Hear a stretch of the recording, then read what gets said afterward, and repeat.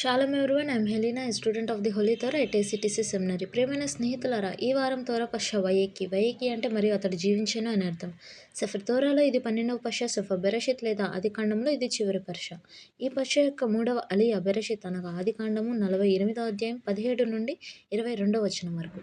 యోసేపు తండ్రి కుడి చేతి ఎఫ్రాయిం తల మీద, ఎడమ చేతి మనష్షే తల మీద ఉంచడం చూసి అసంతృప్తి చెందాడు. అయ్యా, అలా కాదు, ఇతడు మనష్షే పెద్ద కుమారుడు అని చెప్పి తండ్రి చేతిని మార్చడానికి ప్రయత్నించాడు. కానీ యాకోబు నిరాకరించి, నాకు తెలుసు కుమారుడా, నాకు తెలుసు, మనష్షే కూడా గొప్ప జనంగా అవుతాడు, కానీ అతని తమ్ముడు ఎఫ్రాయిము మరింత గొప్పవాడవుతాడు, అతని సంతానం అనేక జనాలుగా అవుతుంది అని చెప్పాడు.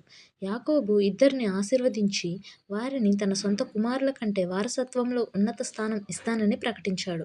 అదనంగా యోసేపుకు తన సోదరుల కంటే ఒక అదనపు భాగం, అమోరీయుల నుండి ఖడ్గం, విల్లుతో స్వాధీనపరుచుకున్న ఒక కొండ ప్రాంతాన్ని ఇస్తానని చెప్పాడు.